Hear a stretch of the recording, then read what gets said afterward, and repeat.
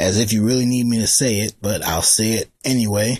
NXT TakeOver Chicago was amazing. It was an amazing show. I can just leave it there, and that can be all you take away from it. I'm sure all you guys listening to it, you saw the show.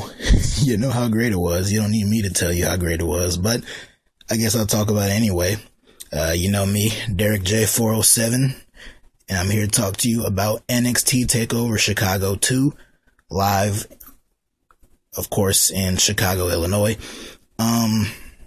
Show went off not all that long ago, but hey, I'm still buzzing off of it, man. From top to bottom, this was a great show. Not a bad match. Some weaker matches. The two main championship matches were a bit weaker than the other three matches, especially the main event. But there was nothing I would call a bad match on this show. This was a great show. Started out with two amazing matches in the beginning, and then having that main event between Tommaso Ciampa and Johnny Gargano with the type of storytelling and emotion and drama filled in that match. That was art, bruh. That was fucking art. I'm sorry. I'm praising the hell out of this. So let's go ahead and get right into it.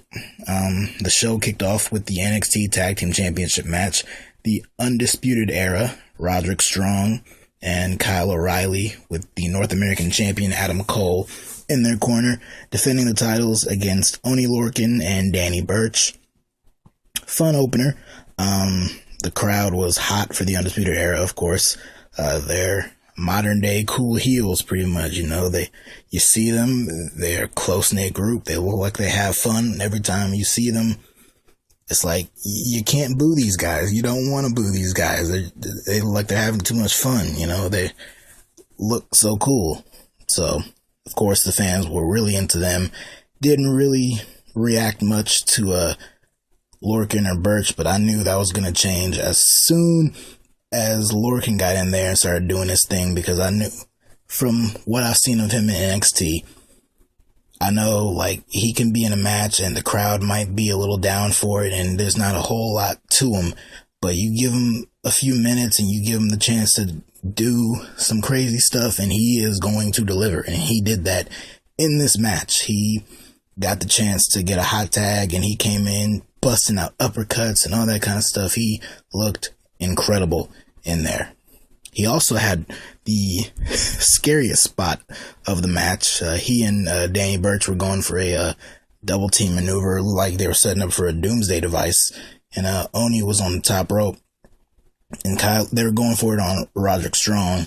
And Kyle O'Reilly, who was out on the outside, he got up on the apron and pushed Lorcan off the top, and he just landed flat on the ring apron. It looked brutal. But so that was one of the big spots of the match. As I mentioned, Adam Cole was out there. He tried to help break up a pin cover, but the referee kicked him out, much to the Chicago crowd's dismay. They were very upset about that, so he got kicked out for the rest of the match. But it came down. There was one point where there was like dueling submission holds. Like, I think Lorcan had a submission. It was like he had like some kind of crossface like submission, and then Danny Burch had a single leg crab, or I might have had it switched up, but like they had dueling submissions, and then that turned into a big brawl. But in the end, the Undisputed Era got the win. I think it was like a leg sweep uppercut combo from Roddy and O'Reilly. They got the win for them. But a fun way to open the show. I enjoyed it.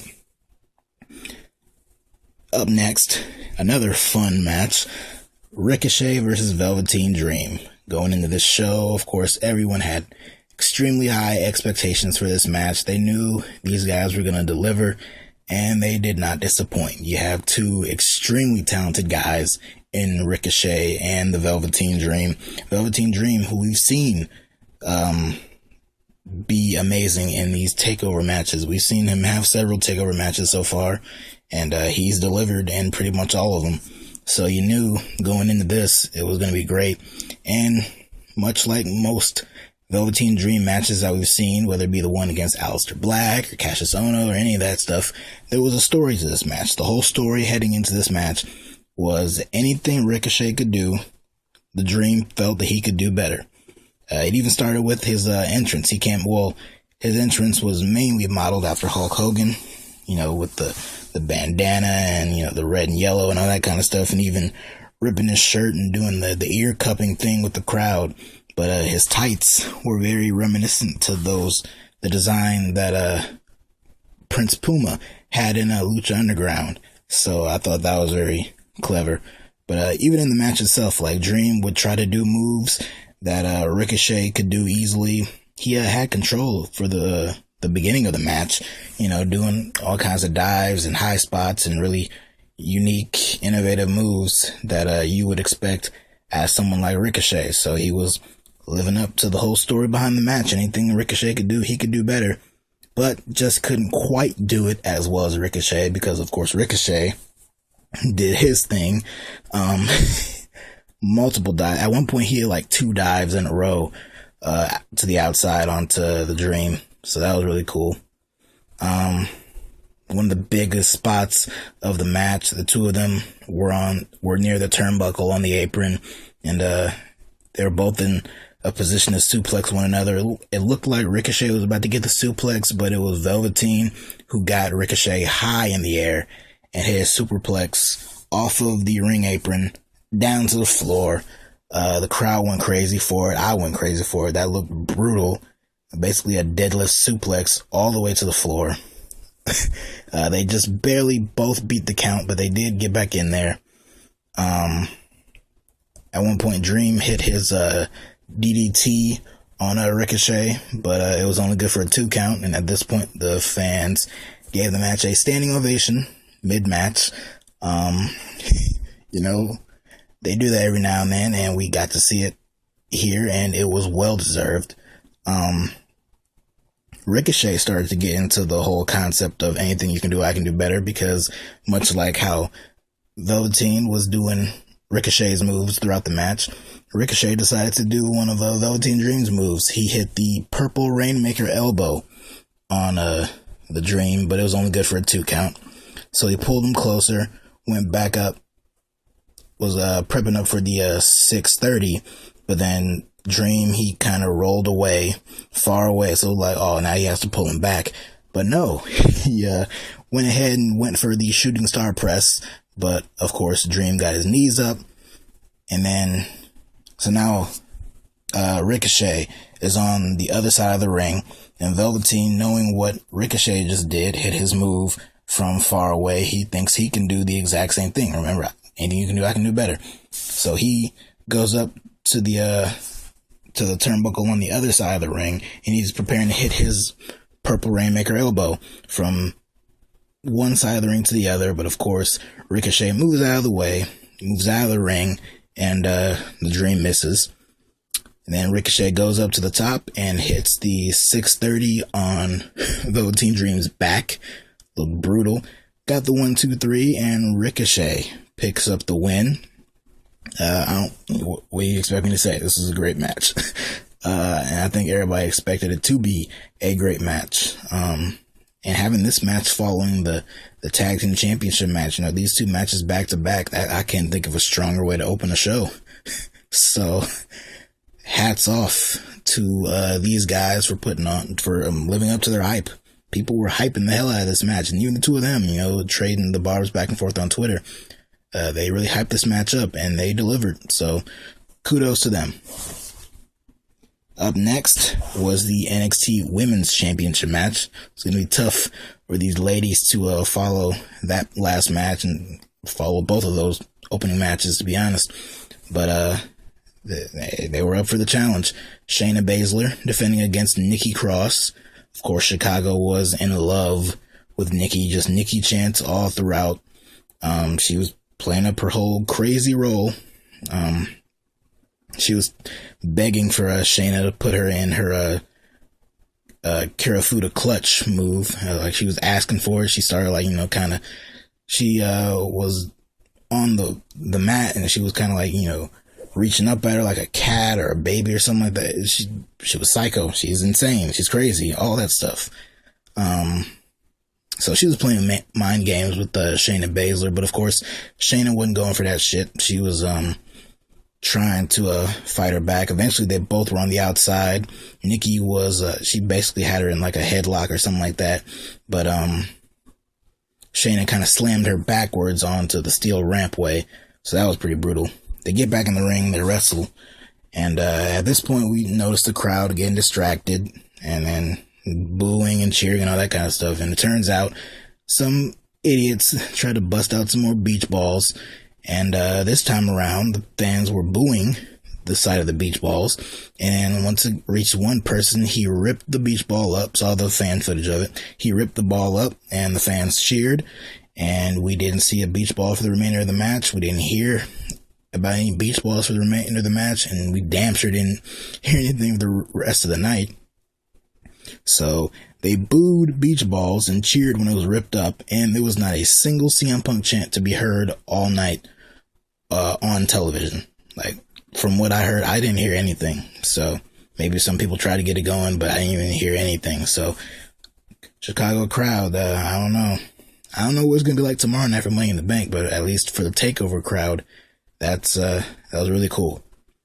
So they fight some more. Eventually Shayna has her in position to start kicking her, and Nikki just starts no-selling. She starts smiling at her and all that kind of stuff.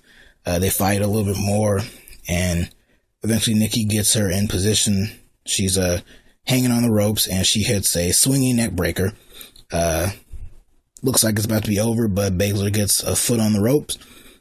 And then Nikki attempted to do like a schoolboy roll-up, but Baszler kind of countered that into her Karafuda clutch, so she's locked in the submission. It looks like Nikki's trying to get out, but she's just locked in it, and then she starts smiling and then passes out, almost like a fuck you to Shayna Baszler. Like, I'm not going to give you the satisfaction of tapping out. I'm just going to pass out here. And it fits with her character. Like, she saw she was stuck. There was no way out. And so instead of admitting defeat and tapping, she smiles and almost laughs in her face, even though she had her back turned to her, obviously, but she laughs in her face pretty much and just passes out. Either way, Shayna Baszler walks out with the Women's Championship. This was a good match. It was one of the weaker matches on the show, especially following the Dream and Ricochet, but hey, the women have been in positions recently where they've had to follow really good matches on the undercard, and they have done a pretty good job, and there was no exception here. So, where Shayna Baszler move on from here, who knows? But, and especially with Nikki Cross, Sanity hasn't debuted on SmackDown yet, despite weeks of vignettes and then just stopping. But they haven't debuted yet, so maybe there's still hope. I mean, after losing here, there's nothing really left for Nikki Cross to do, so just saying. They showed several NXT stars in the crowd. They showed Kairi Sane before the Women's Championship match. They showed EC3 right before the championship match, but they also showed Keith Lee, as independent wrestler. He's wrestled basically all over the place. I'm not extremely familiar with him. I've seen bits and pieces of his stuff. I know he's a big dude. Dude is young, but looks like he's 40, but I know he's really talented, and I look forward to seeing what he brings to the table in NXT. It's really hard to find a role for him right now because the roster is just so packed right now, so I hope he doesn't get too lost in the shuffle, but hopefully there's a role for him, and we'll see what happens. Up next, Aleister Black, Lars Sullivan for the NXT Championship. It just followed the blueprint of big man versus little man, and even though I don't think Aleister Black is that much shorter. I mean, when they went face to face before the match officially started, it didn't look like Lars was that much bigger than Aleister, but it was still that, the more stronger, dominant guy, towering over and beating up Aleister Black. Aleister Black, of course, has not been able to hit his Black Mass finisher every time he's attempted it. Sullivan has caught his foot and hit him with the freak accident. So that was the story in this match of whether or not Aleister Black could finally hit that move. He tried doing other stuff. He tried to get the big man off his feet, with all kinds of kicks and stuff like that. Early on, he attempted a moonsault onto the outside, but Lars caught him and slammed him on the ring apron, which was pretty brutal. Lars started to pull out some unique stuff. He went up top to hit a dive. He dove, but he didn't connect. Black got his knee up. His knee connected with Sullivan's jaw, but it hurt his knee, so he started to sell the knee injury for a little bit of the match. Skipping forward to the end, Aleister Black tried to hit the Black Mass, but it missed. But Lars went down anyway, so he kind of got a little exposed there. It was definitely a botch. I don't know if that was supposed to be the finish because he clearly didn't connect with it. But then they said Black hit it anyway, and then Lars kicked out. So technically that makes Lars Sullivan the first person to kick out of the Black Mass. But I mean, even though they said it, that clearly wasn't him hitting the move. He did not connect the move at all. So I don't count it, and neither should you. But luckily, that wasn't the finish, so they had enough foresight to continue wrestling from there. Lars tried to hit the freak accident again, but then Aleister hit him with the Black Mass, and while he was on his knees, because he got back up from it, he hit him with a second Black Mass and got the win. So Aleister Black is still the champion. Kind of feel a little bad for him. He's taking a back seat to the Ciampa Gargano rivalry right now, and it's kind of affecting his championship run. It's making it a little weaker because he's playing second fiddle to that storyline. But I mean, that's just such a strong, powerful storyline right now that doesn't necessarily need the championship involved. But Aleister Black, while he's in NXT, he deserves to be the champion. And this is the second straight show where he's the champion and he's not in the main event. Well, I mean, before he challenged for the title and won it, but here he's defending his championship, but he wasn't in the final match of the show. But there was no way this match could follow what we saw in the main event. And I have a feeling Brooklyn will bring the same kind of match card, but hopefully once the Gargano Ciampa stuff is over, Black still has the championship and he can be put in the main event. Now, the moment we've all been waiting for here, the main event, a Chicago street fight between Johnny Gargano and Tommaso Ciampa. Both men had, they weren't wearing their typical gear, the trunks and all that kind of stuff. They were wearing street fight-like attire. Not regular street clothes, but, street-ish clothes. Both men came out with crutches. We saw right before the match started backstage, Candice LeRae, who was against this match happening and against Johnny wrestling again. Hey, I just got that. But she gave him a crutch and told him to go out there and beat Ciampa's ass. So they both came out, swung their crutches at one another, and the fight was on.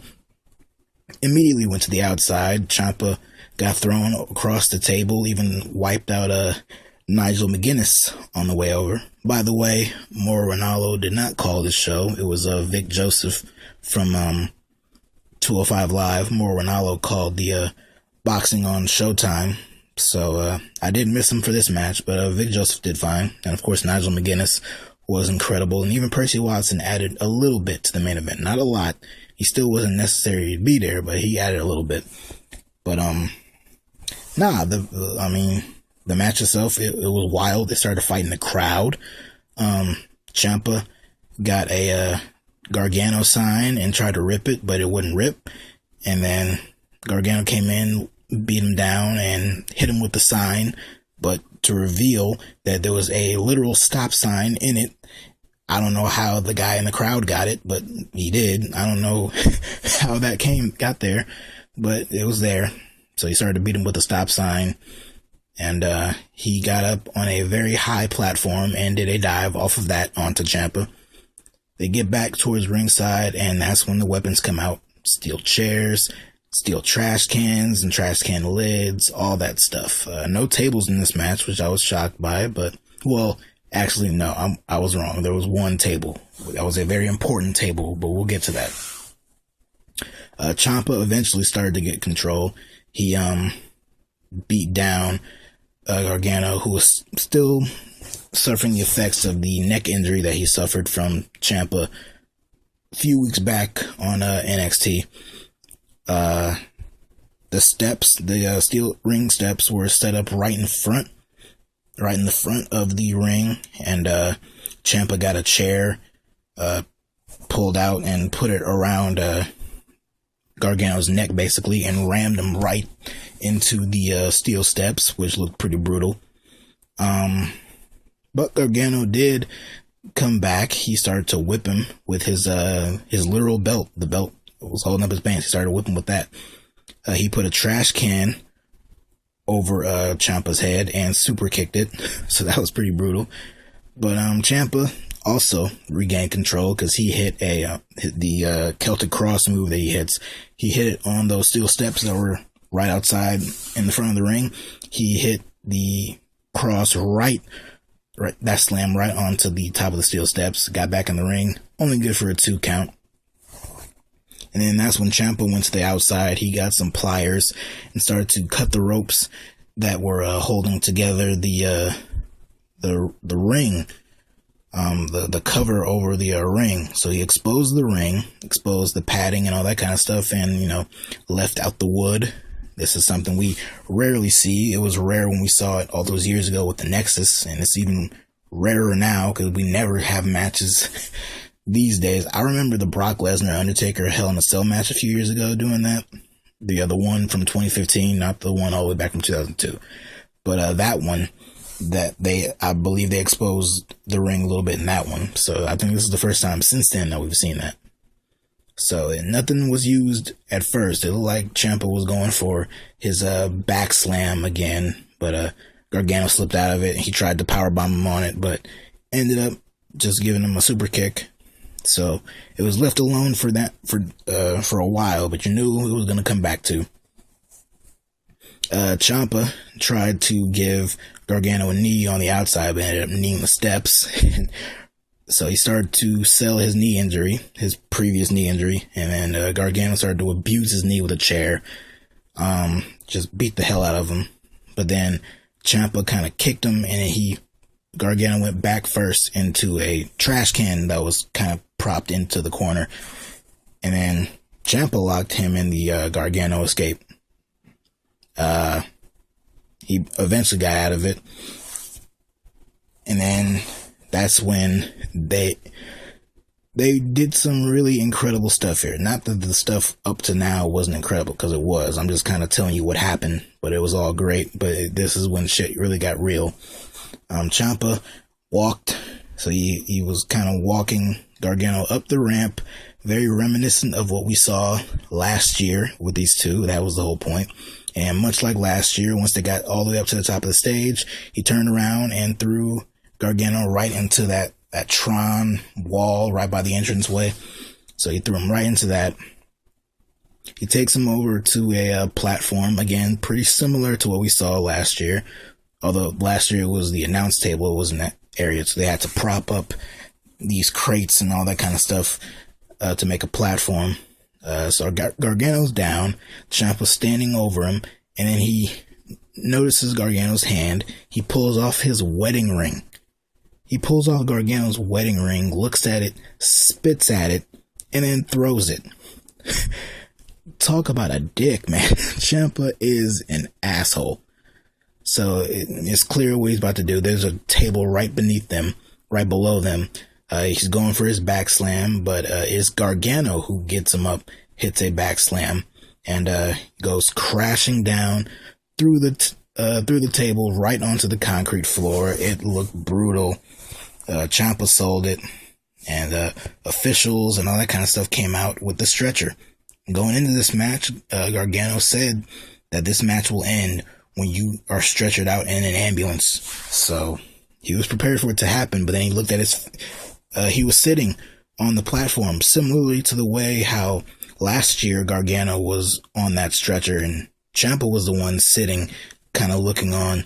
Gargano was in that same position here, but he looked at his finger, saw his ring was gone, thought about what happened, and then he got enraged. So as they were taking out Ciampa, Gargano came over, punched out a few of the officials, and kind of rolled Ciampa back to ringside, took him off the stretcher, got him back in the ring, and just started to beat the hell out of him.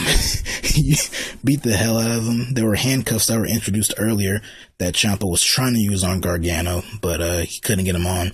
So they were still in the ring, and Gargano handcuffed Ciampa and just started to super kick the hell out of him, just over and over again, just super kicking him. He locked him in the Gargano escape, but the referee got knocked out in the exchange a little bit earlier, so he was nowhere in sight. That's why when Ciampa immediately tapped out, it's like, oh wait, match is over, but the referee was knocked out, so he wasn't in the ring at the time, so he couldn't see it.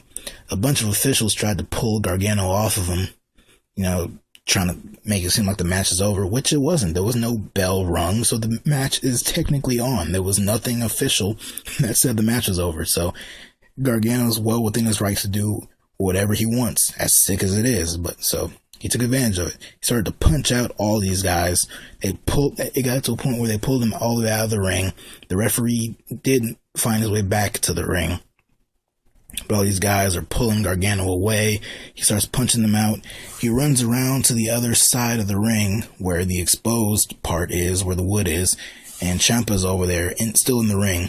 So Gargano gets back over there, gets up on the apron, tries to get in through the ropes, but then Ciampa catches him and gets his head in position for a DDT. He DDTs him, hits a draping DDT right onto the wooded platform on the exposed part of the ring, and while handcuffed, just lays on top of Gargano and gets the 1, 2, 3, and it's over. Tommaso Ciampa wins. Dude got handcuffed. Dude got his leg abused. Got slammed all the way off of a platform through a table on concrete. It was super kicked mercilessly. It was abused with chairs and trash cans and all that kind of stuff, but still handcuffed. He still manages to DDT Gargano on that wood and get the win. Dude is a heel. And after the match, the officials come back, and now they're checking on Gargano. Candice LeRae comes out, and we go off the air with Ciampa laughing. He's up by the stage. He's waving back at Gargano, and they go off the air with the crowd chanting "Fuck you, Ciampa," which is fitting because the dude deserved it. He's an asshole. He is awful. He's an awful human being. But he is an incredible heel, playing that role perfectly. This match was near perfect. And I said on Twitter that I think I've decided, because my opinion matters most of all, that this feud is the best feud in years. Not even months, years. There has not been a single feud in the last few years in WWE that has had the drama, the emotion, the intensity that this feud between Johnny Gargano and Tommaso Ciampa has had. And it was perfectly on display in New Orleans, and it was even more so on display in this match. The attention to detail, the callbacks to what happened a year ago between these two guys, it was all perfect, man. And it made for an incredible show. It made for a very difficult show to follow, and that is the task that has been given to Money in the Bank tomorrow night. All 4 to 5 hours of it, 10 matches, 2 ladder matches, a last man standing match with AJ and Nakamura, all that stuff. It's going to be tough to follow because this show was great, and that main event, just damn near pitch perfect storytelling in that main event. So it's going to be difficult to follow, and I don't think they can, but let's not think about them. All praise goes to NXT, to Triple H, everyone involved with producing this show, all the talent, everything. Just an incredible show.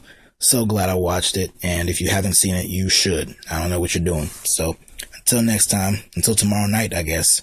Check y'all later.